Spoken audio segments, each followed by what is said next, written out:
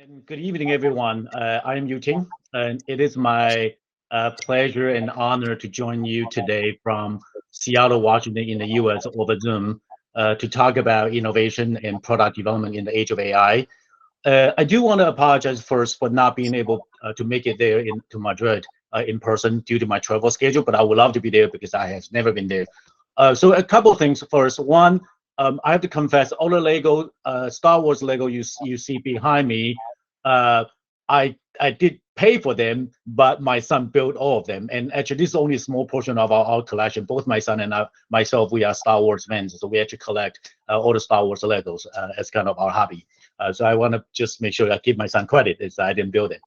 Um, and so, as Fabiola mentioned, that before becoming an adjunct faculty member at MIT and National Tsinghua University, I spent a quarter century at Microsoft and retired as a corporate vice president over there. And while I was at Microsoft, I had the opportunity to pioneer the innovation and commercialization of some of the sort of critical AI technologies or solutions. Take an example. I was an early member of our search engine, Bing, and also facial recognition, OCR, object detection, speech recognition enabled phone systems, and even for keyboard for mobile devices. If you all use keyboard, look at the keyboard of the network prediction, right? And I was actually involved with that. I actually acquired a company called SwiftKey, which is London-based company for Microsoft, and then ran the company part of my job as well. So along that process, I also had the opportunity to witness some of the challenges of facing practitioners and customers of AI systems. And I might not, I have to say this, I might not have learned the secret sauce to be successful in the age of AI, but I certainly have learned some lessons along the way. And hopefully I will be able to share some of the lessons I've learned with you today. So in the, actually, let me just make sure I also advance the slide. So for in the next 40 minutes or so, I hope I will actually cover both from a start talking about a bit more about innovation and value creation, and then I will share some of my learnings and pitfalls as well as observations of product development in the age of AI, and hopefully that we will have some time for a bit more of an interactive conversation, so that I can also learn from your experiences as well as your perspectives. And so let me start with just a little bit of kind of talk about innovation and kind of what do we mean by innovation over here, right? And again, a lot of things I'm going to talk about innovation. It's not necessarily just AI specific. It's really AI or not. Just kind of keep in mind as I kind of continue to talk about this topic. But let me just say, in general, the way. Oops, sorry. Okay. Oh, my apologies. Okay. So the way I look at this is more given our topic today. So really, innovation in general is a big subject, right? It's a big subject that there are many books about it, and then I'm pretty sure at school in university we're going to spend a couple of semesters just to cover the basics. So, so I'm going to just cover kind of really kind of at the fundamental level that in many ways I would like to say innovation is a mindset. It's a mindset of creating something new and valuable. And I want to emphasize both new and valuable, right? And because a lot of us actually think about, wow, innovation is about new technologies, about new inventions. And later on, I'll explain a little bit of it's actually way more than that. And we got to think about innovation above just some new stuff or some new technology and product. And I do want to kind of mention that in a sense, innovation is not just about create new technology, like I said, or new products, right? But and as many people may tend to assume, but the ideas can be even just creating a new, go-to-market channel, right? Or new market positioning, a new set of customers, or even just a new process of doing business, or a new business model, or even a new culture for the company, right? You think of all the cultural transformation that Microsoft has done in the last 5 years, or actually more than that, last 7 years. That's also, you can also call that innovation in some ways, right? But in general, it's about creating something new or developing new ways of solving existing problems better, right? So I think let's keep this in mind, because when it comes to AI, some of that is also kind of very related to this thinking as well. And let me kind of just focus a bit more about innovation in the context of corporation for a moment. And it is in a way, it's a journey. It's really a journey, a process within existing organizations where we create new business values that's aligned but distinct from the current core business. And what I mean by alignment here is more of unlike when we are doing startups, in the context of corporations, during this journey, we would want to leverage the organization's existing assets as much as we can in things like capitals, right? Intellectual properties, talent, the brands, the channel, the customers, and the market positions that we have, right? And those are kind of the differences between one as we are thinking about innovation versus a kind of in a corporation environment versus in a startup environment, right? So that's at least a little bit kind of distinct over here.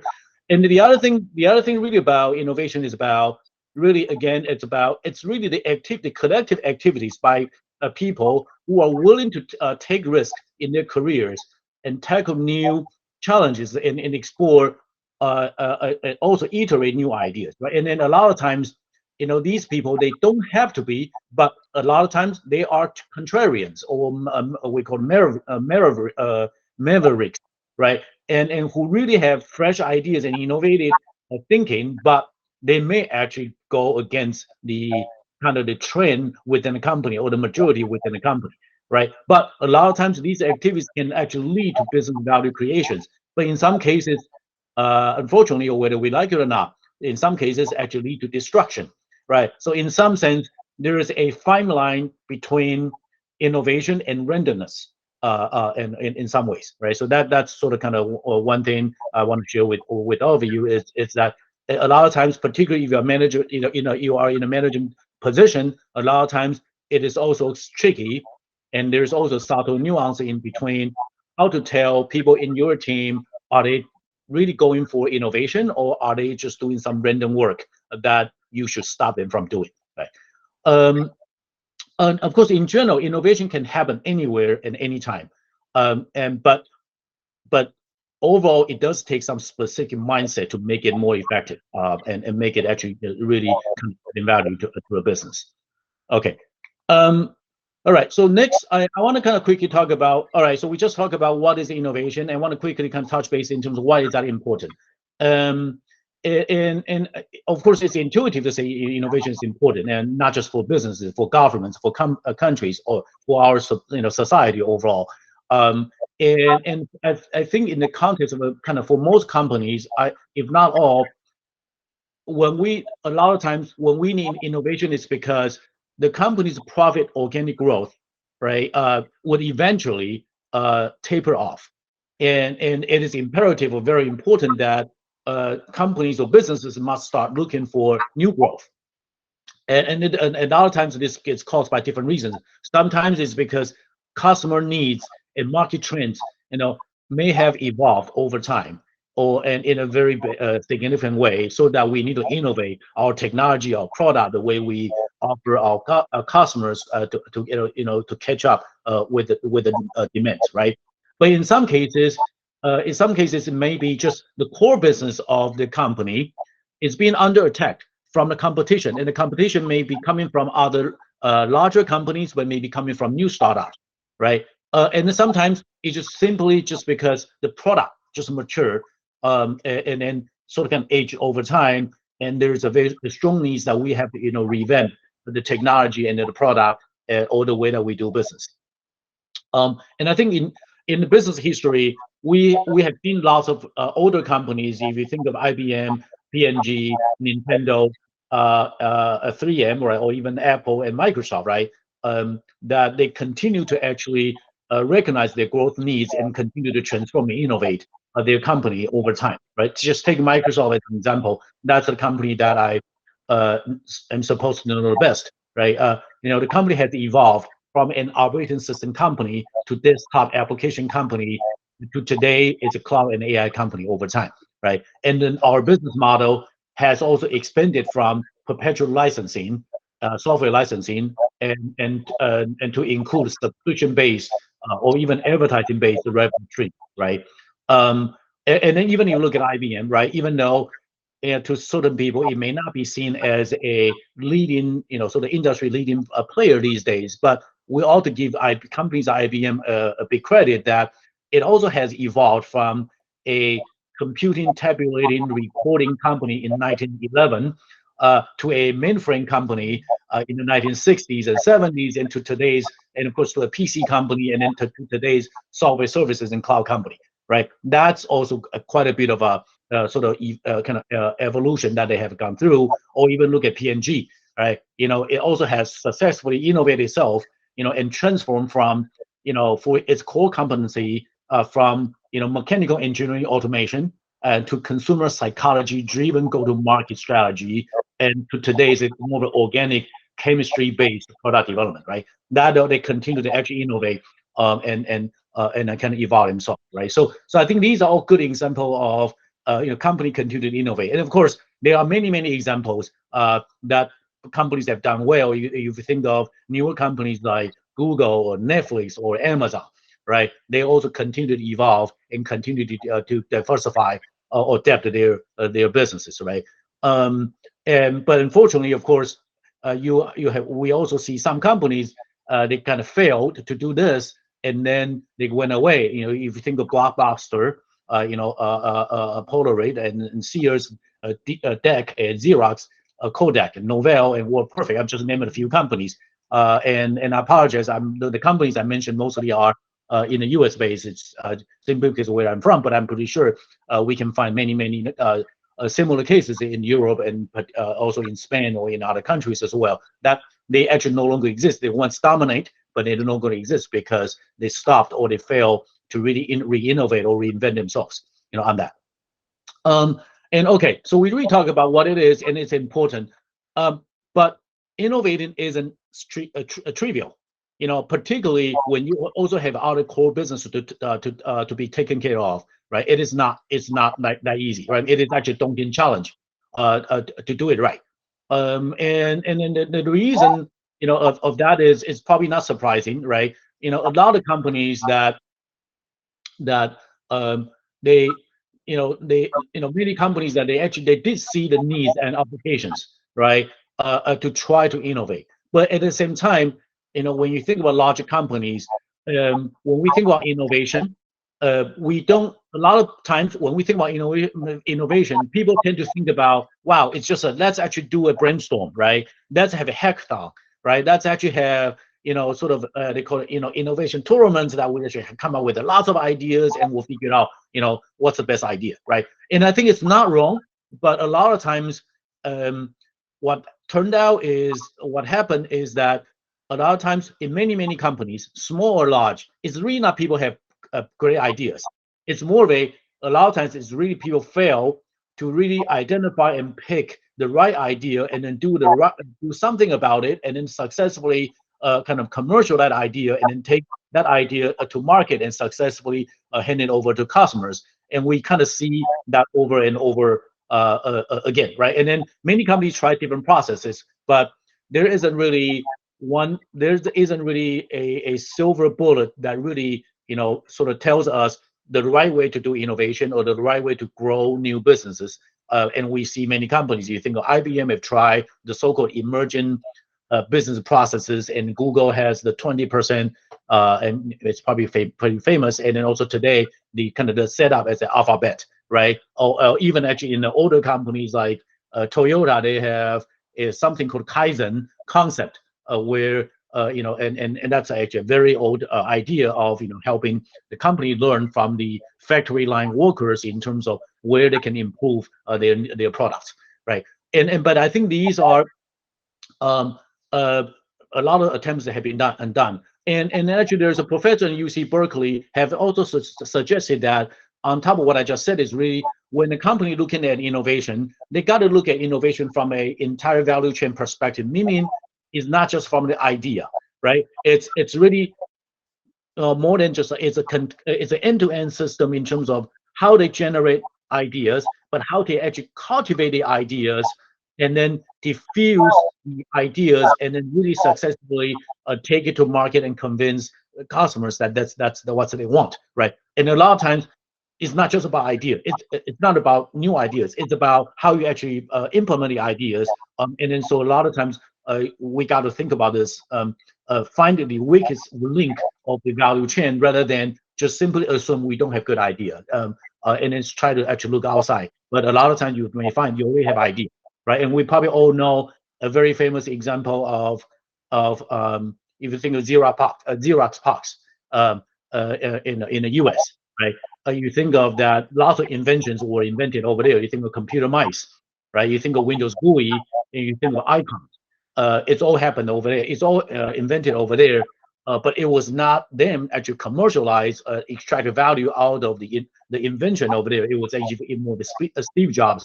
They actually recognize the value, and instead of managers, they Xerox, right? And then so I think these are things that there's a gap. Usually, a lot of times, there's a gap, or we call a chasm, that between these ideas and then the core business and the management, and then companies actually fail to really commercialize and really extract the value of their own invention and then turn that into an innovation, on that, right? And then finally, I think the other thing also make the innovation very hard is that when you think of a company, if the company is doing reasonably well, the whole process and systems or even talent are really optimized for the current core business. But in many cases, when we start looking for new kind of new business growth opportunities and innovations, that these are, they don't necessarily fit into the system that a company has today, because by definition the company optimizes the systems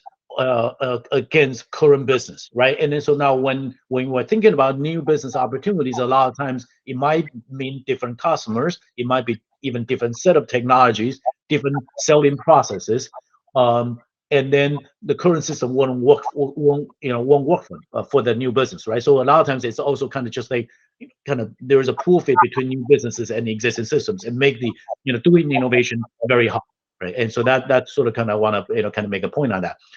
And so I want to spend just quickly on a a couple minutes on when we think about innovation, right? And remember I talk about innovation in terms of new ideas, but also creating new values, right? And so here we kind of try to and actually I did not come up with this. It's actually my colleagues at MIT, Professor Bill Oleg came up with this. It's like we try to actually kind of more quantify or make it a little bit kind of mathematical formula in terms of innovation is a function of invention and commercialization.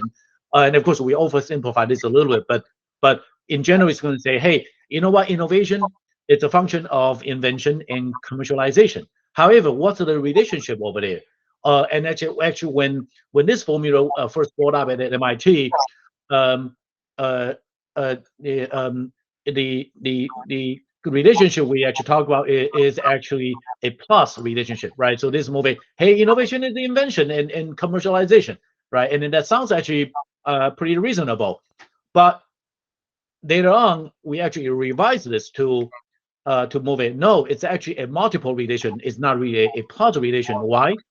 Because when you have invention, but if we cannot successfully commercialize the invention, then that part is zero. Therefore, there's no innovation because it doesn't create any new value, right? And then of course, vice versa, that even though we know how to commercialize anything, but if there's no invention, there's no new idea, then we still end up having no innovation because it's zero on the invention side, right? And so it's a multiple relationship rather than a plus relationship. So I just thought that it might be interesting to share with you sort of kind of more mathematically how we actually think about this.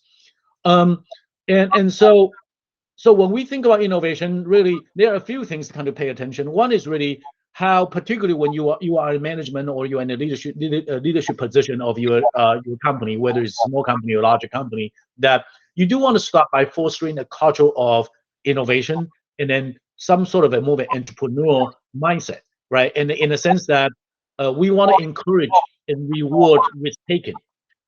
Because when people choose, like I mentioned earlier, that when we want to do something new, usually you are against the mainstream thinking, right? A lot of times we are contrarians, but when we are contrarians, we do want to encourage such a behavior, but we do want to make sure that people know that they don't have to risk their career in order to actually try something new for the company. So even when project fails, as long as we know, employees actually try very hard, we should reward them.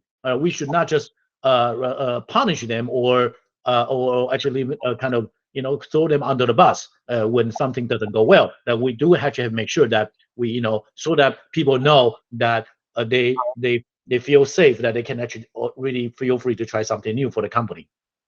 And then if you happen to be more on the engineering side and the research side, I'm sure this is probably not surprise you over here that there's always a trade-off or balance between, do we do kind of more of a curiosity-driven research and development, or do we do more of a deployment-driven? What I mean by curiosity-driven is more of a, hey, researchers look at interesting questions and we say, wow, this sounds interesting, very exciting, and very challenging. I want to solve that. And whether there's any use of that or not, we may or may not care, right? And then where the deployment-driven R&D that's more of a talking about, hey, let's start with the problems, right? And then we look at the problems and we say, hi, what are the technology we need to develop, right, or acquire in order to solve that problem, right? And I think mostly we want to say, yeah, we want to be product-centric. We want to be problem-centric. We want to be customer-centric. So let's start with problems. However, later on, I'll talk a little bit about when I share my insight is that,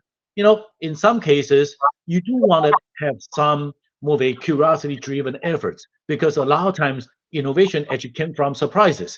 And whether we like it or not, surprises usually cannot be planned. You probably don't see people say, hey, let's schedule an hour, let's innovate, right? It usually doesn't help in that way, right? So I think that kind of speaks to that.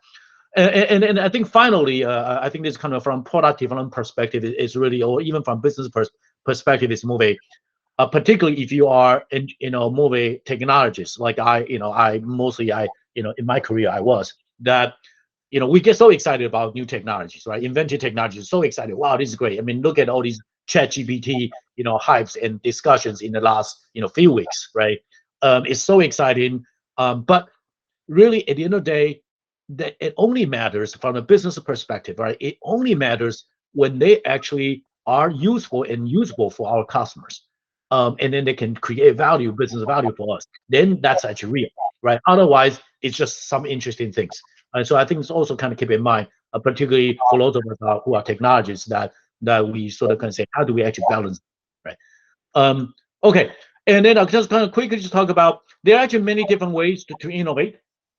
And I think mostly, of course, the most intuitive way is like, oh, we can innovate ourselves, using our own R&D, our engineers. But in reality, in many companies, they have different vehicles to do that. Ranging from the internal R&D, or they may have some incubators or innovation lab kind of responsible for driving something new for the company, or the companies might set up venture funds, right? For example, Microsoft or Intel, Google, they all have venture funds to invest and sort of participate in some of the startup ecosystems, try to actually look for new ventures or new technology for themselves, right? And or you can think about partnership or even M&A, acquiring a company, just like, for example, the company that I acquired for Microsoft a few years ago for the kind of mobile language input app company. It's the same. Like we decided that was an area that we want to do something about it, but we actually also decided that it makes more sense to acquire an existing strong player rather than doing everything on our own, right? Because a lot of times, again, for many of us more on the technology side, that we would default saying, not invented here, we can do this. It's only software. Let's do it on our own.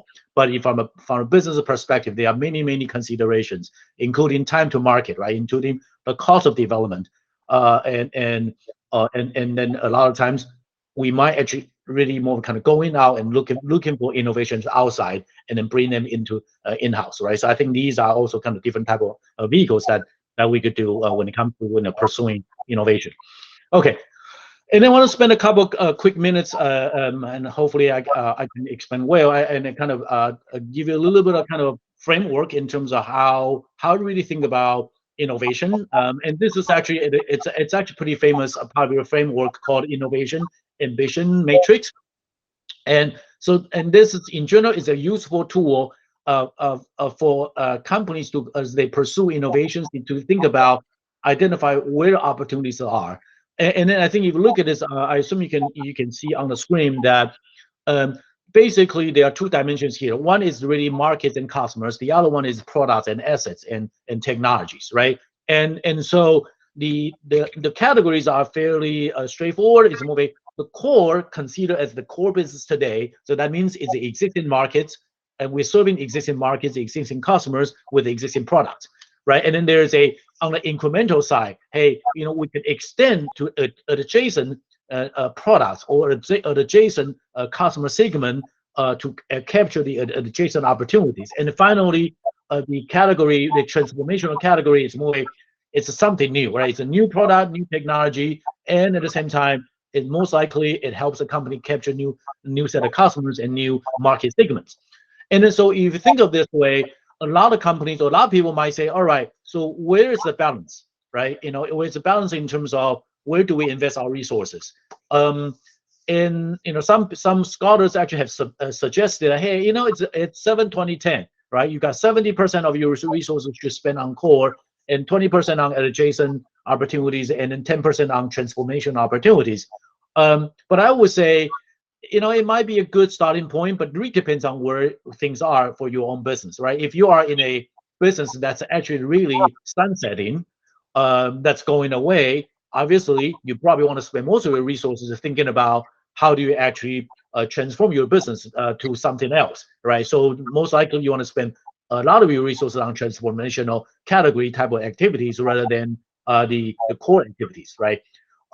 Although it's actually interesting that one thing I do want to point out, and as when you have opportunities or you already have having this opportunity in terms of looking for new innovation, looking for new innovation ideas to grow your company's business, is that a lot of times people actually think about either I want to be important, right? I want to do the core business because the core business is the most important thing in a company. Or I say, hey, I'm not sure I want to do those core business because they're boring, but I want to do the fancy, cool stuff, right?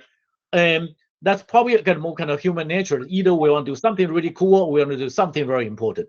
But in my experience, and a lot of times, we tend to ignore the adjacent part of opportunities when it comes to innovation. But a lot of times, they can actually bring in lots of new values by really tackling something in the middle rather than on the two ends, right? Just something I want to share with you in terms of sometimes when we think about growth opportunities, think about kind of new business opportunities. Again, when doesn't have to be AI, but when it comes to the AI, the same thing. You believe that AI that to bring in lots of disruptions, but that disruption may not necessarily have to be on the transformation side.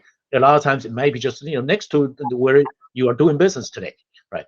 Okay, and then finally, I kind of want to before I jump into kind of moving in the context of the AI and okay, time wise we're good, is that I do want to kind of bring up and it's probably a trivial point for many of you, but I do want to emphasize just because over the years I've worked with many particular engineers and researchers about this, and then a lot of times people do not necessarily realize or understand why building great technology or great products is only necessary for commercial success, but not sufficient. There are many other conditions that need to meet.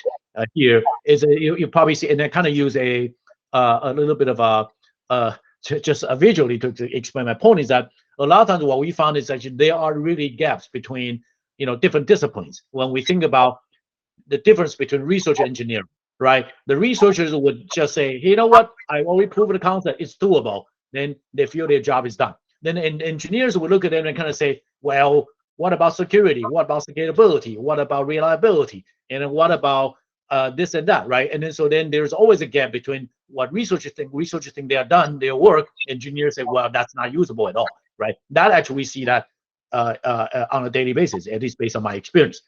And then you got even between engineering and product, right?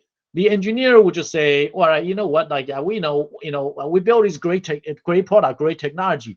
The product people, you should just go and tell customers they should use ours. But the product people will say, well, wait, you are just trying to build something first and then try to actually find problems to solve, right? and then you're not being customer centric. And then then you still got the gaps between product and go to market, right? In terms of we build a product, all right, great, but there are different ways of selling the product, reaching our customers, and we may or may not necessarily work together close enough to actually help our customers, right? So I think, and then finally, even between go-to-market and customers, are we even building the right product for the customers, right? So these are the gaps I kind of want to. We see that a lot. So if you see that, I'm saying this moment, I also see that a lot even in the larger tech companies. You will be surprised that there's still a lot of these frictions as well as kind of disconnect going on. But so it's actually important, really, how we actually identify the gap, acknowledge the gap, and then bridge them together so that to understand that a commercial success for an innovation is not just technology and product, but it's also many other functions, many other disciplines. It takes a village of people to really deliver a successful business and to grow a successful business. So that's I thought that just want to kind of quickly mention that. Okay, so then now I want to just kind of spend some time in terms of as we think about new product development or more kind of from an innovation perspective in the age of AI. I want to share some of my learnings in terms of kind of how we can actually think about this. So I think the first one is really, you're probably not going to be surprised, is that AIs are everywhere. I mean, the opportunity to use AI is everywhere.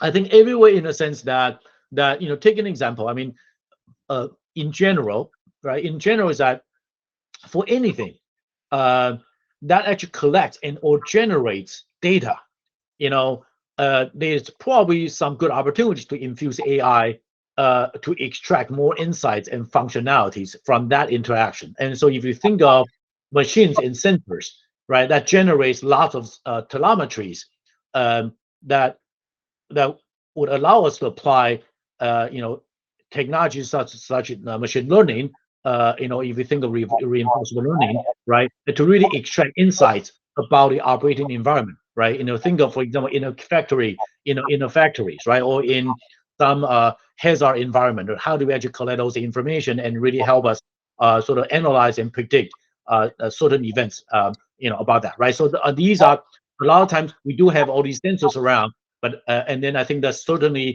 become very sort of viable reasons that we can infuse AI for those things, right? And then when you also think about lots of still paperwork-based workflow, right? We call it analog-based sort of workflow. That when you think about what if we can digitize them, right? Think of for example, that's all the invoices, right? If we can digitize them using, for example, OCR technologies, which is one of the AI type of technologies, right?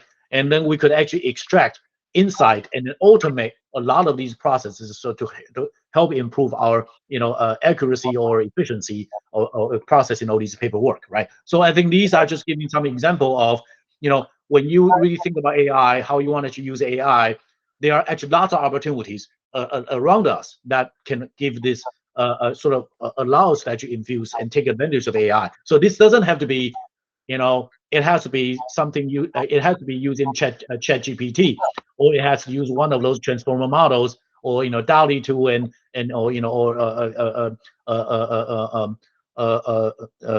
other kind of transformation kind of generated AI models, right? I mean, these are the things that hard. Everybody talks about it, but really a lot of times I think the opportunities are just next to us, rather than some of these more kind of very exciting, very fancy new technologies, AI technology. AI technology are way more than just generating models. I kind of want to mention that.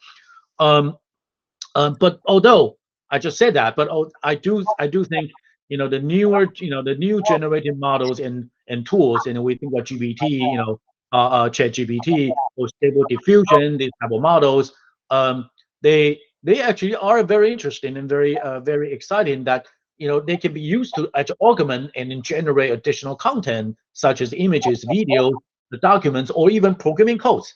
Right? You think of Copilot, right, or Google, Microsoft's Copilot, right, that uses OpenAI's a specialized version of OpenAI's GPT model, or you think of Google's Alpha Code, right? Those are the models that can actually, given a natural language input, and it can output some programming code, right? That sounds actually pretty exciting, and I think they are actually very useful. And if you use it in the right way, that certainly can actually improve our productivities of the many of the tasks that we're doing. If you think of marketing, writing the marketing documents, writing the product documents, right? Customer support, and stuff like that, right? So I think these are also, there are actually many opportunities. So I'm not trying to sort of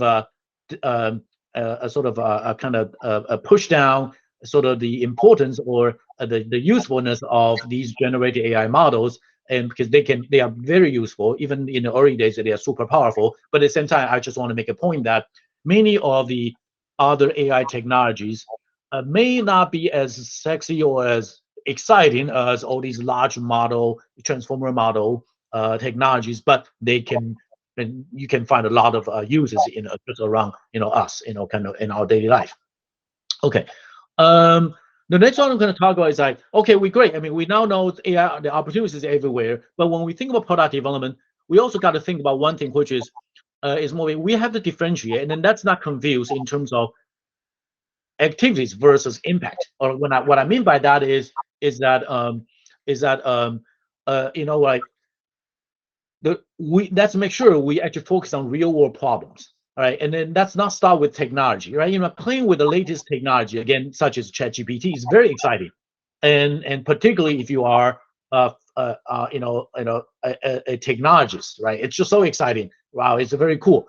But at the same time, we also need to try. In the end, we got to understand it's really about the impact, the business impact we can generate, or the impact to the society, from our work, right? And that we always have to start from problems, right? And I think recently, because of all this excitement of generated AI models, that I have actually heard from a number of my friends in the tech industries, from many of the large tech companies, that their execs are like all asking the same question and pushing very hard to figure out what is their ChatGPT strategy, right? And as if ChatGPT is going to solve whatever problem spaces that these companies are in, right? And I think that's a little bit problematic and kind of missing the point here. I think the point here is still, again, going back to the fundamental product 101, AI or not, right? It tells us that we should always start, with the problems, investigate and seek technologies that would help solve that problem, or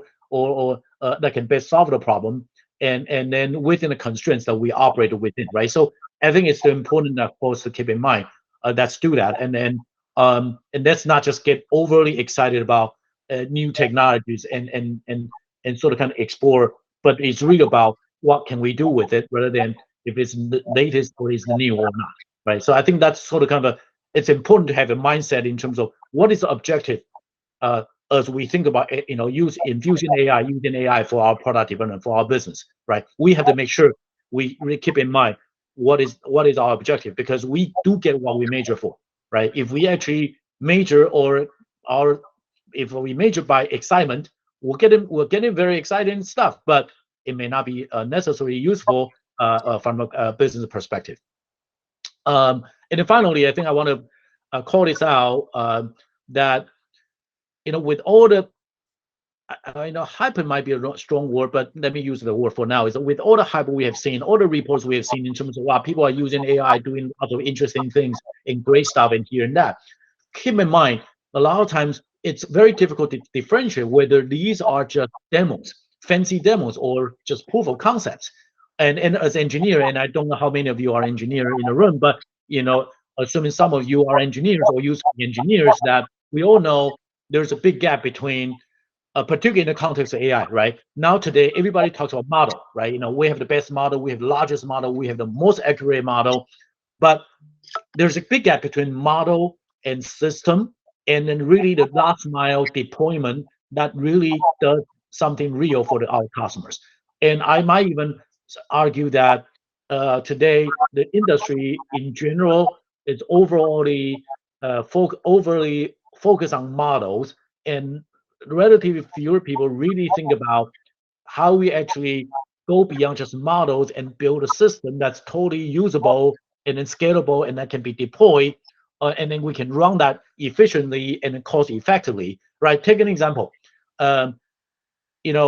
If all you need is a facial recognition to recognize your family, right? Do you necessarily need a large model in the cloud to actually do that facial recognition job for, let's say, for your home security, right? You probably don't, right? And then so there's a lot of things around how do you actually run these model responsibly, not even cost effectively, or even responsibly, right?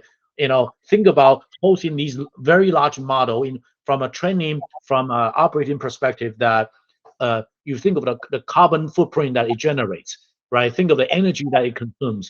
A lot of, and they don't really talk about this today. Like the tech industries don't necessarily want to talk about this today, but it is also legit for us to really question, what does that mean to them, right? So I think these are important topics for us to think about.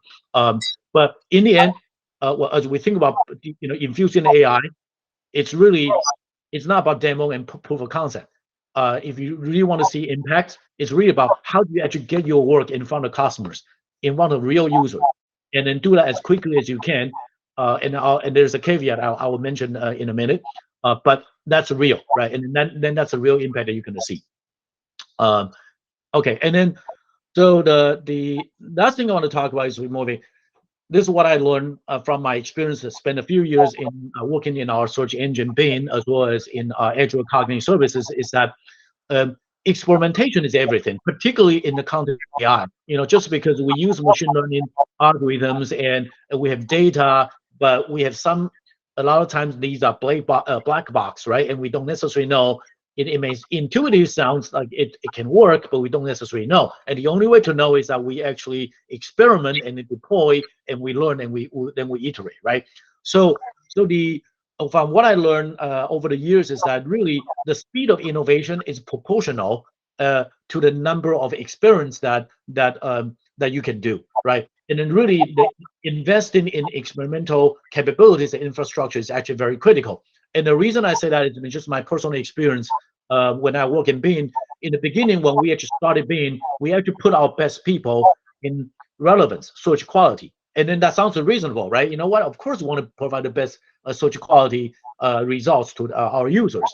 But turned out that we realized after a little while that we actually didn't get it right because the nature of the machine learning technology, that we realized that, wow, we actually do need to put our best people building all these experimentation platform and capabilities so that we could actually run we can actually really experiment and iterate the algorithms, and then gather more data, and then improve, and then figure out what works and what don't, right? And then that's actually very important realization of that. And so I would actually say that no matter what, that really, particularly for true, it's for AI and machine learning based work, that really it's important that to recognize that the ability to experiment in a very fast way, to iterate, is actually super important. And then finally, I want to kind of talk about, it's also important to rebalance, and I think I mentioned that a little bit earlier, is that the balance in terms of resources that you want to spend in terms of model development versus system building and deployment, right? And like I mentioned earlier, that today the industry a little bit more over focusing on a model, which is understandable, but I think if you are not necessarily in the core in the tech industry, you are in from a more of a other industries where you want to apply AI technologies. You don't necessarily want to need to work on the fundamental AI capabilities, but you want to utilize those capabilities to help you build the solutions to improve your business. Then I would argue that really looking at how you actually utilize those technologies and build a system, and then solve the last mile problem for your own internal customers or your customers, are actually probably more important. And in some way, and I kind of say that a little bit cynically, is that if OpenAI and Google already solved that big model problem, there's no way for most other companies to compete with them, right? We're going to use their models, great, but then the opportunity is going to be, how do we actually really leverage that model and build a robust system, and that are cost effective, that are efficient, right? Energy efficient, and responsibility for that, right? So I think that's important to keep in mind. All right, and finally, it's really, when it comes to the AI, I do want to call out, and this is a lot where I think there's a lot of talking, but I do want to call out that while we actually will try to, look into all these opportunities to infuse AI to a lot of work we do, that's actually not lose sight of the so-called responsible and ethical use of the technology. And today, yes, every company talks about they have, responsible, AI design principles, right? But let's make sure that we actually do we walk the talk, right? Let's make sure that we don't just talk about from an input perspective, how we actually going to design responsible AI. But it's really when you think of building your AI technology or systems, I think it's also important for you as a business decision maker or as a technologist to really consider the consequence of the work that you do, particularly any effect that can negatively impact kind of certain vulnerable communities with either even unintentionally, right? I think it's actually important that we actually, as we think about this, we really take this very seriously, right? And then a lot of times people like to argue, hey, technology is just neutral. It's really about how people apply our technologies. But at the same time, as a technology creators, assuming some of you are, or as business decision makers, based on some of these technologies, right? We should always actually, I personally think we shouldn't simply assume technology is not neutral, because a lot of times there are actually research papers have shown that many times, our own value gets into the system that we built, with or without us knowing, right? And I think that's something to keep in mind from a kind of responsible AI perspective. Is really not just about how we design a product, but it's really also think about how our product or technology is going to impact people. Yes, we think about positive impact, but we also ought to think about negative impact, for that, right? And that's something super important. And then I think it's also totally legit, and I would totally encourage many of you to rethink about, before we even build a technology, we should actually think about, should we even build a technology, right? For example, knowing what I know today, that there are probably certain technologies that I've done in the past, in my former life, that I would probably have done somewhat differently to ensure that the technology doesn't fall into the wrong hands and then got it to implement it in a way that may have hurt certain people, particularly those people are more vulnerable, right? So I think these are things that we as technologists, again, not just technologists, but also business decision makers, really should pay attention, for that. And then finally is this, right? And I also want to call out that I know there are people out there thinking about AI as the ultimate automation, right? Of many of the tasks that humans do today. But I do think, it doesn't have to be that way. In fact, I think it's actually better to really incorporate or design AI in a way that humans are still in the loop, and so in a collaborative mode, and in terms of the technology building, but also in terms of how the AI technology is being used, right? So it doesn't have to be a zero-sum game, for that, right? And then finally, I think finally is that it's actually also important. Last point I want to make is that when we design our AI system, let's make sure that we actually have mechanisms to actually monitor and track and even know, detect and contain when AI fails, right? It's difficult to say any system will never fail, right? But we ought to say, if we recognize it will fail in certain way, we have to make sure that when it fails, we know how to contain that and we can resolve the failure so that we minimize the damages, right? So I think these are also very important, particularly in the context of AI. The scale of the damages may be actually much more daunting than the traditional technology, on that. Okay, all right, and so we're kind of running out of time, so I want to quickly just very kind of summarize a little bit on all the things I talk about, the innovation and really how do we do development in the context of AI. And there's no silver bullet, for this, but it's really just a few things I want to kind of quickly talk about that to avoid. But this is more of a lesson I learned myself. Like I said earlier, that I may not necessarily have learned the secret sauce to be successful, but I've learned certain lessons. One is that I mentioned earlier that, a lot of times randomness is disguised as an innovation. Let's make sure that we innovate, but we innovate for a purpose, and we innovate for the right purpose.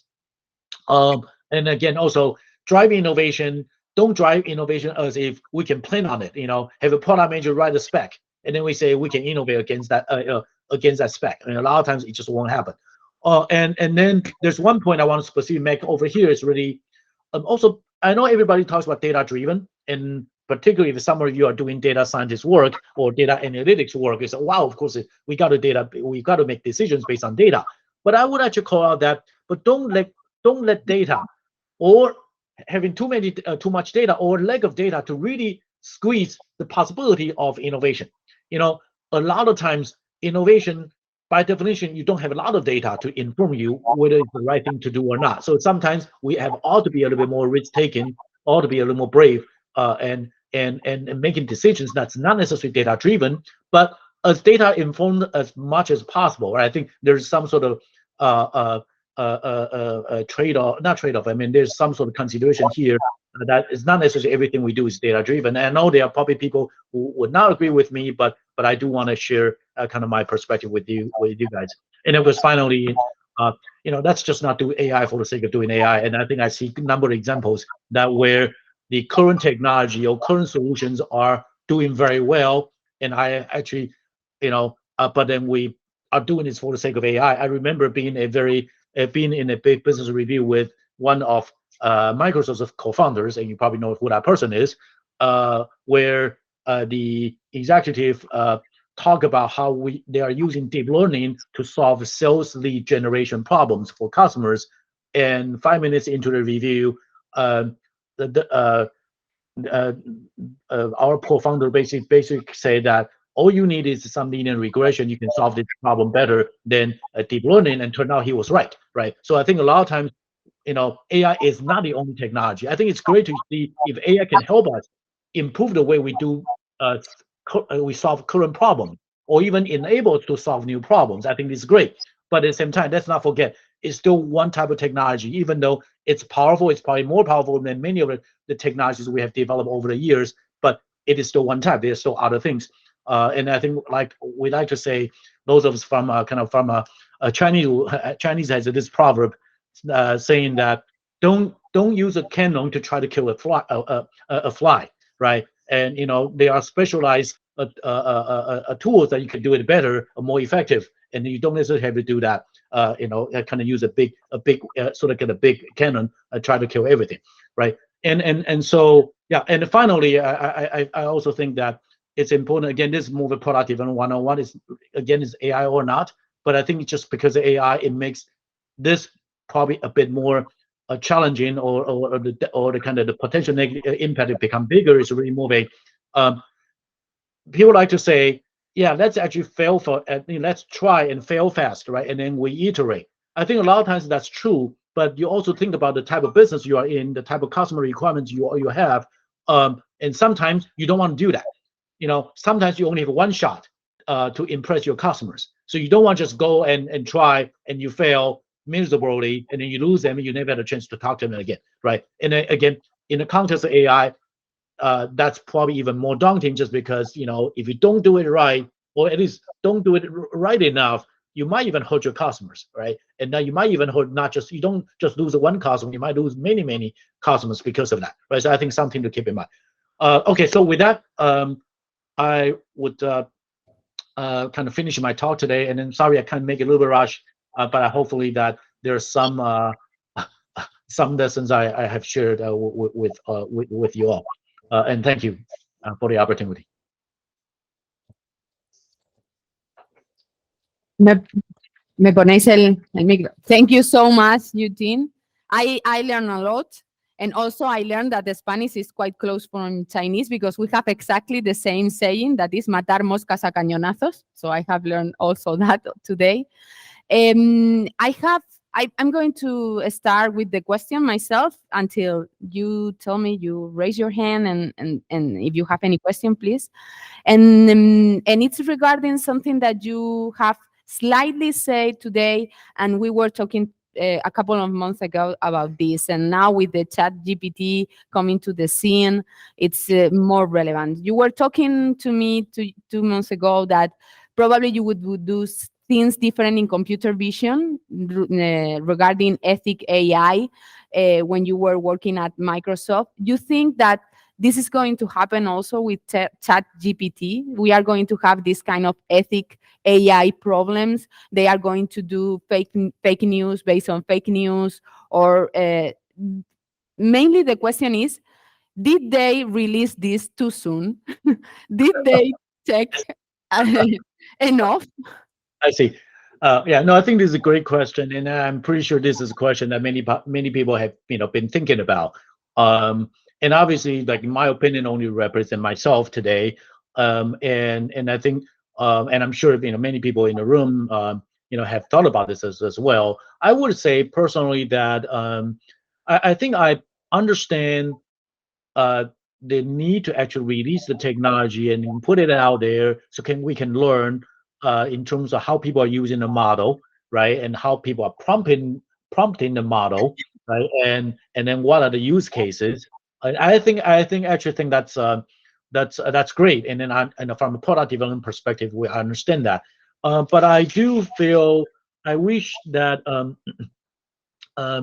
they have thought about, again, they might have thought about that, right? So again, I don't work for them, so I don't know how their decision making process, but I would say that in some sense that I wish that they have also thought about maybe it's a little bit more on a staged release where they maybe gated the capabilities a little bit better, before they really truly know how people are going to use that, so that to minimize the chance that somebody's going to use that technology and then do something that's not right. And then because when you cause damages, the damage is a cost, right? If somebody gets hurt because of that, even if it's one person, you hurt people already, right? So how can we actually do a better job on that? And I, certainly from my own sort of lessons learned in terms of facial recognition technologies, that if you look at what Microsoft did last year, that Microsoft now gated the facial recognition technology so that they will want to know who are using that for what purposes, and before they even actually allow the technology being accessible. And so I think maybe they should have done a bit of that first before they kind of open it up to people. And then now you have what I don't even know the number of users they have, but they claim within the first week there are 5 million people who try that, right?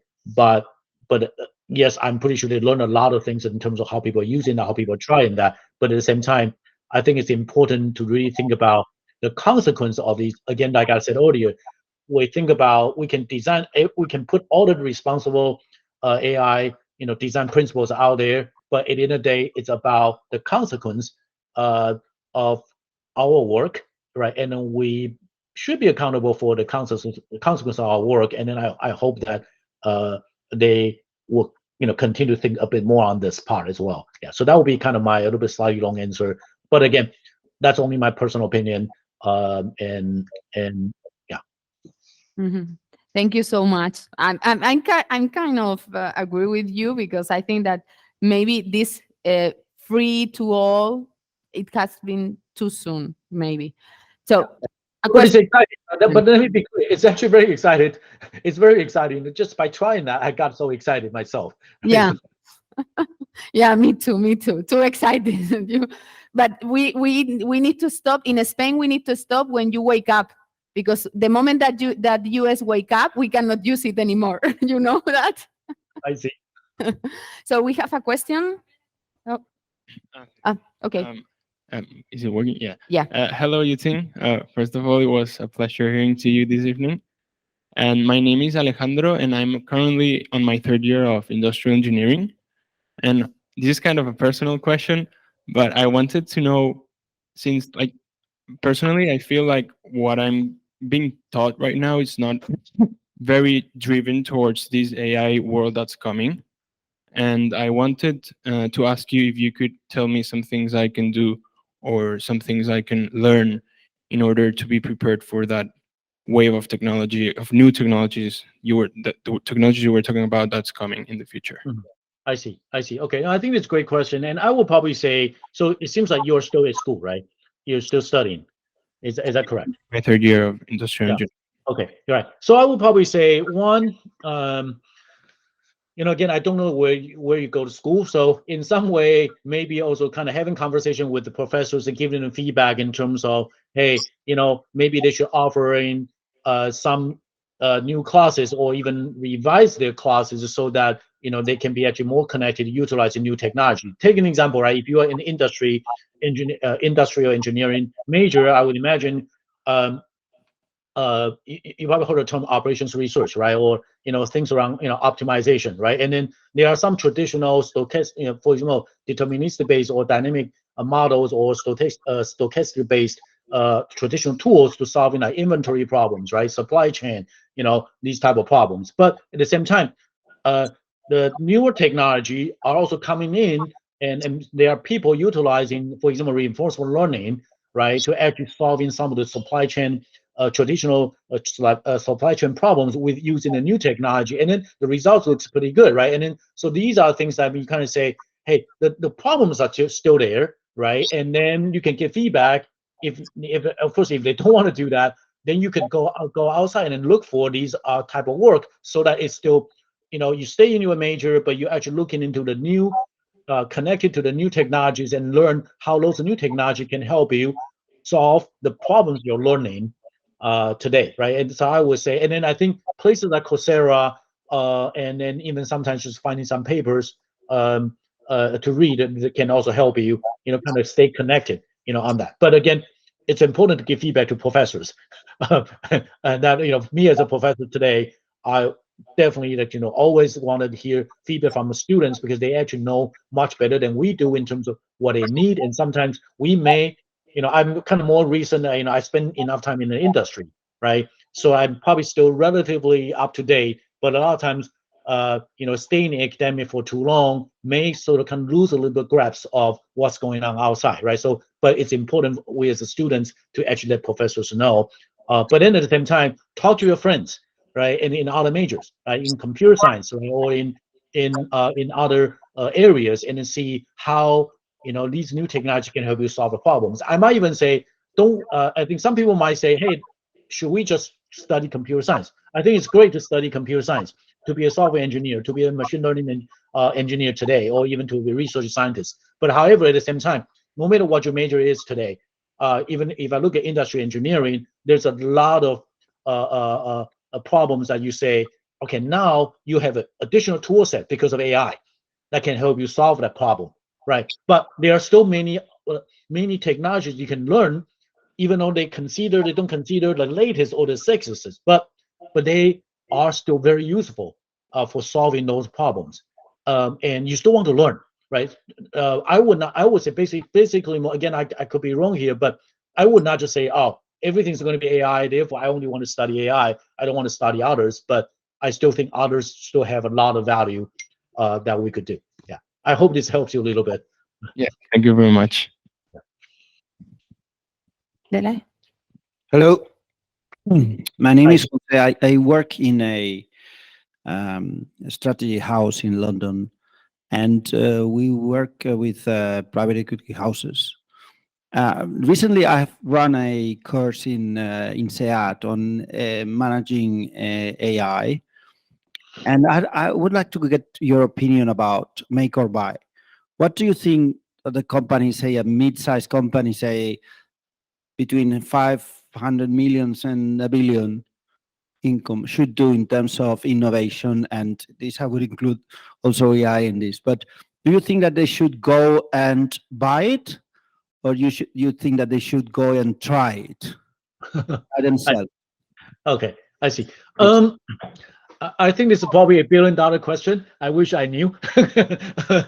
And kind of put in my head as a ex McKinsey consultant before I went to work for Microsoft. But I would say this. I mean, given that size, I would say potentially, I still say most companies today it's probably better to try to see if they can leverage what these large companies have already built first. And the reason I said is not necessarily I like it, right? Because if you look at what's going on today, that some of us are actually worrying about, large tech companies probably end up have the control for most of the AI capabilities in the world, right? Because there are only a few companies today can actually have the money, have the talent, have the data, and have the computing resources to train and host and operate large models, right?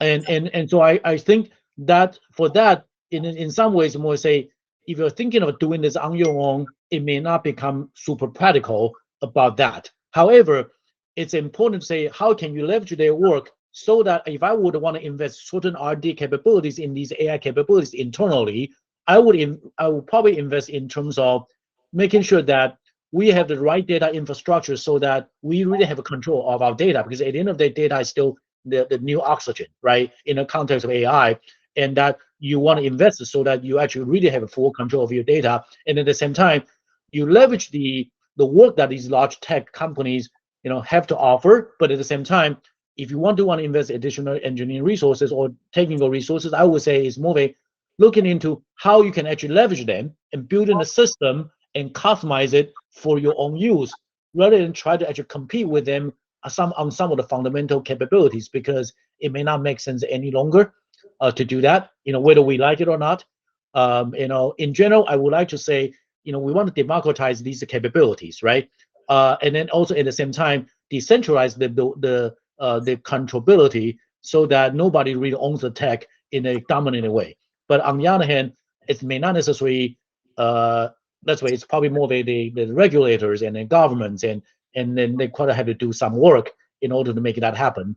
So before that happens, I think if I were kind of more of a smaller size company that have some resources but not all the resources, I will focus on the systems and then the deployment and the user experience, rather than some of the more fundamental AI technologies, just because I'm just being practical here. Yeah, I hope this give you a little bit of a sort of flavor, but again, I don't claim I know the answer here, because it also depends on the context as well. Yeah. So thank you so much, Yu-Ting. I don't know, we have time for one last question. Okay, David, you are the last one. Thank you for the enlightening talk. My name is David Gordo. I went from academia to industry at some point, and I realized you did exactly the opposite, like recently. I have a question related to innovation, but it's more about research. There is something interesting in the AI field, which is that most of the state-of-the-art research is done by industry, rather than in academia. This is strange. My question is, how do you think this is going to evolve, and how do you think it's going to impact the universities, such as MIT or any other universities?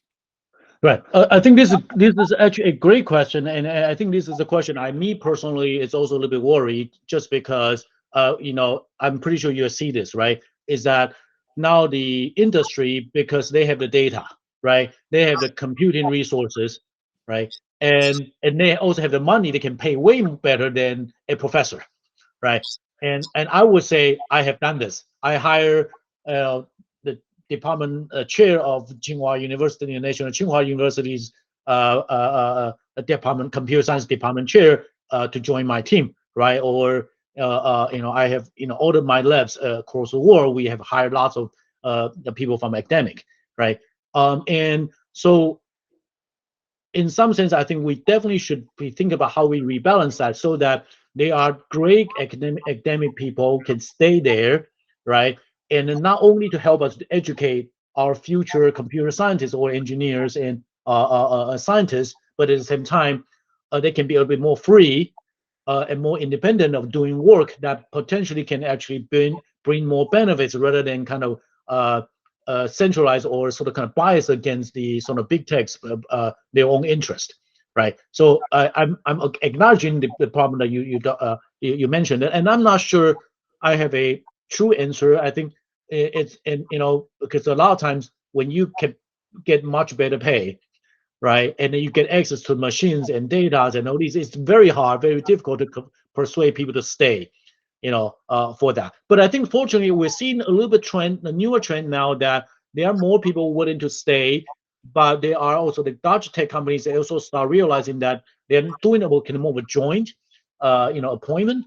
For example, when I ran our computer vision group in Microsoft, I also have a couple of a joint appointment with university professors where they do work with Microsoft, but then as part of they are Microsoft employee, but at the same time they are also university employee, and we just have sort of kind of ways to agree to each other in terms of what's involved, from an IP perspective, from a work perspective. But we try to kind of balance that, as well, because in the end, I think it is also the industry's interest that the academic, particularly computer science, engineering, they continue to actually being able to train good students, right? And they can also work out some sort of the research work that's not constrained. Remember, I talked about the more of a curiosity-driven type of research work, right? So that they are not completely confined by the business needs, simply because a lot of times innovation or surprises came from that, rather than some product managers write us a spec, then we try to figure out what technology we're going to build to build that product, right? So it's going to be some process, on that. And obviously, I will probably also vote for, now being a professor myself, I will vote for the university need to pay professors better, or even graduate students better, right? So that we get people more incentive to stay as well, right? So yeah, I hope I give you a little bit of a. Thank you so much, Yu-Ting, for this enlightenment talk that we have with you. And thank you for the answers and having the time to be with us today. Hopefully, we will see you in the Cube in MIT, so you could see all our Star Wars freaks things that we have around the building. It's going to be funny for sure. I would love that. I would love the opportunity. But thank you for the opportunity today. Yeah, so we wait you here in Spain. Thank you so much. It's my pleasure, and thank you very much for the opportunity. Yeah, thank you. Big applause. All right, bye-bye.